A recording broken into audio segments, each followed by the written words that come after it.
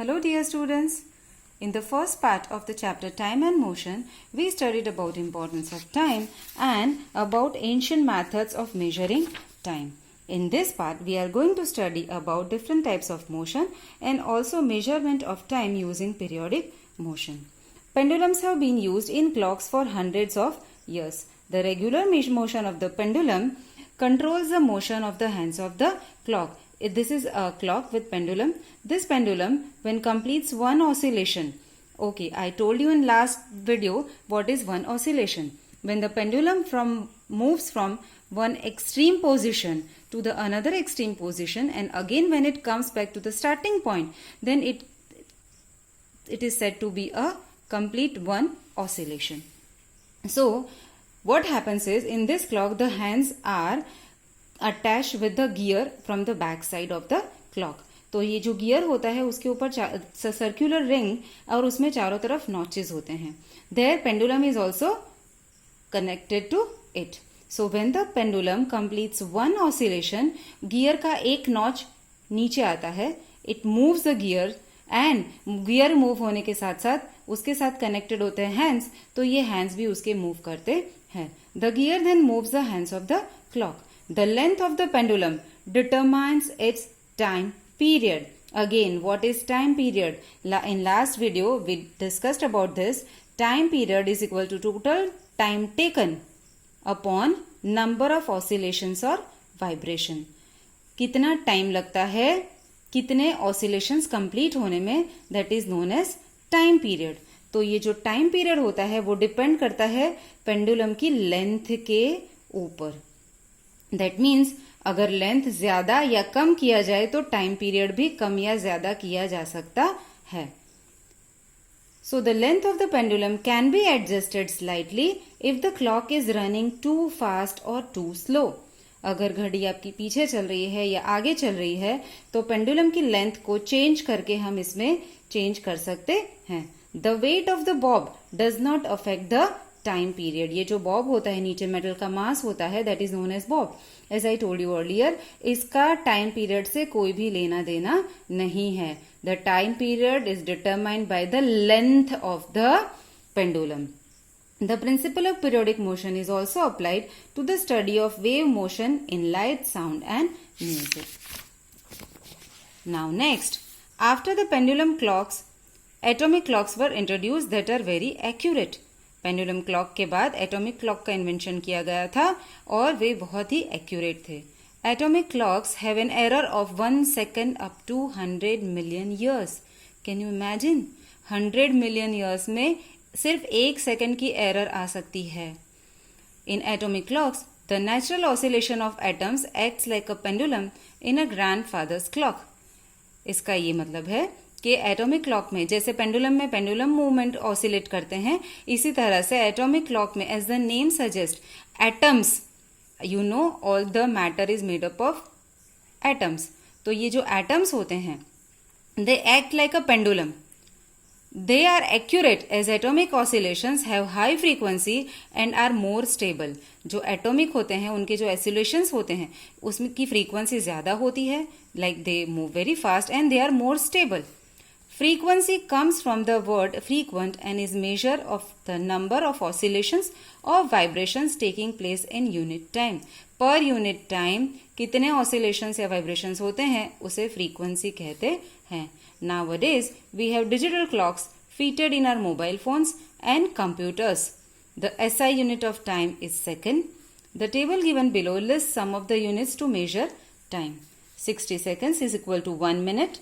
60 minutes is equal to 1 hour, 24 hours is equal to 1 day, 365 days makes 1 year, 10 years make 1 decade, 10 decades make 1 century, and 10 centuries make 1 millennium. And you are all well aware of these things. Now let us quick check. Give the appropriate unit of measuring the time taken in the following events. ये जो following events है उसमें कितना time लग सकता है, you have to find out.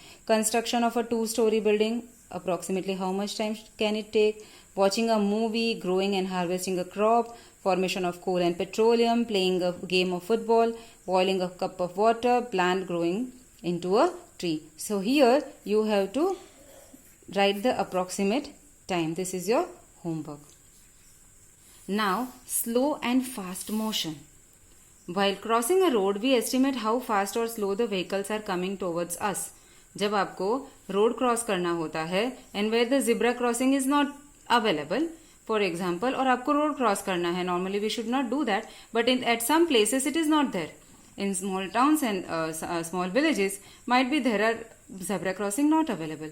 तो आपको जब रोड क्रॉस करना है, छोटी छोटी गलियां हैं, तो हम देखते हैं कि हमारी लेफ्ट साइड से कोई गाड़ी आ रही है तो वो कितनी तेज या कितनी स्लो हो रही है, और उस हिसाब से हम जल्दी से यहां से निकल सकते हैं या वी हैव टू वेट, ये हम एस्टिमेट करते हैं.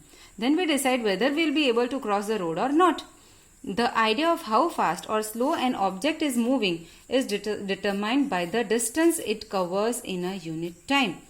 हम देखते हैं कि ये व्हीकल हमसे कितना दूर है, उसे कितना डिस्टेंस हमारे तक आने में लगेगा, और उतने टाइम में क्या हम रोड क्रॉस कर पाएंगे. So this is called the speed of the moving object. Now speed is equal to distance covered upon time taken. किसी भी ऑब्जेक्ट का ने कितना डिस्टेंस कवर किया है और उसके लिए उसे कितना टाइम लगेगा, ये जब हम मेजर करते हैं तो हमें स्पीड मिलती है. The SI unit of speed is metre per second, which can be written as meter per second, meter per second, or this is also known as meter per second. But why here -1? Because it was a denominator, और जब मैंने उसे numerator बनाया तो obviously it will be -1. Now other units of speed are kilometer per hour, miles per hour, meter per minute, and centimeter per second. Let us calculate the speed of a bike which has travelled 8,400 meters in 1200 seconds. Now distance travelled by the bike is 8,400 meter and time taken is 1200 centimeter. Then we will apply this formula of speed. Speed is equal to distance upon time. Distance कितना था bike का? 8,400 meter, और उसको time कितना लगा था? 1200 second. So the speed of the bike is 7 metre per second. इसका मतलब है 1 सेकेंड में वो 7 मीटर्स डिस्टेंस कवर करेगा. Now let us calculate the speed of a truck which has covered 428 kilometres in 8 hours. Now distance we know 428 kilometre, time taken is 8 hours, and the speed, the formula of the speed, so the answer we get is 53.5 kilometre per hour. इसका क्या मतलब हुआ? 1 our में, 1 घंटे में ये जो truck है वो 53.5 किलोमीटर्स ट्रेवल कर सकता है. The speed of a moving vehicle is recorded by a device called speedometer. This is a speedometer. It indicates the instantaneous speed of the vehicle at an instant of time. Instantaneous speed of the vehicle at an instant of time. यहाँ आपको बताया जाता है कि particular उस time पे ये vehicle कितनी स्पीड पे चल रहा है. This is a speedometer. Now a quick check.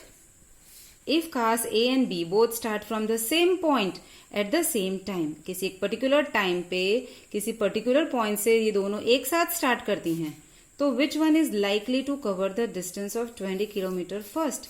दोनों में से कौन सी वाली कार, ए या बी, कौन सी वाली कार 20 किलोमीटर सबसे पहले ट्रेवल कर सकती है? तो इसका क्या होगा answer? You have to guess. This is your homework. You have to just go through the questions properly and just try to find out what will be the answer. Now, uniform and non-uniform motion. Given below are the distances covered by car A and car B with respect to time. In this table, इस column में time दिया गया है और इस column में there is a distance covered. Car A की जब हम बात करते हैं, it started at 9:45 AM. 9:45 AM पे उसने स्टार्ट किया था, मतलब उस वक्त उसकी स्पीड थी 0, डिस्टेंस था 0 कवर किया, क्योंकि वहां से तो उसने स्टार्ट ही किया था 9:45 पे. Then 9:45 to 10 AM, that means 15 minutes. 15 minutes में उसने कितना डिस्टेंस कवर किया? 10 kilometre. Then 10 AM to 10:15 AM, again 15 minutes. 15 minutes में उसने कितना कवर किया? 10 to 20, दैट मीन्स उसने कितना डिस्टेंस कवर किया? Again 10 kilometre. Now 10:15 to 10:30 AM, that means again 15 minutes. और यहाँ पर उसने कितना डिस्टेंस कवर किया, 20 से 30 तक पहुंची. That means here also it has covered 10 kilometre. And same way other readings are also given. In car भी also the reading are given. 0 minute पे उसका 0 डिस्टेंस था, दैट इज ऑब्वियस. 0 से 15 मतलब 15 मिनट्स के बाद उसका डिस्टेंस उसने कवर किया था 5 किलोमीटर्स. वो 5 किलोमीटर्स तक दूर चला था. Then 15 to 30 is 15 minutes. तो कितना कवर किया उसने डिस्टेंस, 5 to 15. वो 5 किलोमीटर चला था और फिर 15 किलोमीटर तक पहुंचा. दैट मीन्स उसका कितना डिस्टेंस हुआ, 10 kilometre. So same way here also the readings are given. Now the car A travels equal distance in equal interval of time. कैसे, हर बार 15 मिनट लग रही हैं और हर बार वो कितना डिस्टेंस कवर कर रहा है, आप देखिए 30 to 40 10 किलोमीटर, 40 to 50 10 किलोमीटर्स. तो एवरी 15 मिनट्स वो 10 किलोमीटर्स चल रहा है, राइट. और यहाँ अलग है, यहाँ देखिए, यहाँ 15 से 13 मतलब 15 मिनट में उसने 10 किलोमीटर्स चला है.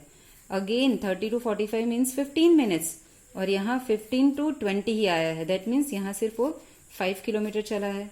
देन हियर अगेन कितना चला है, 15 मिनट्स का गैप है और 15 मिनट्स के ड्यूरेशन के बाद 20 to 25. दैट मीन्स यहाँ भी ये 5 किलोमीटर चला है. देन हियर 5 किलोमीटर सॉरी, यहाँ पे भी 5 किलोमीटर ये चला है. तो एक ड्यूरेशन में तो वो कितना चला, यहाँ 5 किलोमीटर चला, यहाँ कितना 10 किलोमीटर चला, यहाँ 5 kilometre. Here every time it has covered 10 kilometres but here different readings are there. That means the car A has traveled equal distance in equal interval of time, whereas car B does not cover equal distances in equal interval of time. Interval of time her bar 15 minutes का है, but her bar distance cover उसने same नहीं किया है. When a body covers equal distance in equal interval of time, then the body is said to be in uniform motion. This is the definition also. When a body मतलब human body की बात नहीं चल रही है, यहाँ किसी भी ऑब्जेक्ट की बात कर रहे हैं. When a body covers equal distance, very important point, equal distance and very important equal interval of time, then the body is said to be in uniform motion. When a body moves unequal distance in equal interval of time, interval of time same है तो distance अलग अलग है. And vice versa मतलब कि अगर distance equal होगा तो इंटरवल ऑफ टाइम अनइक्वल होगा.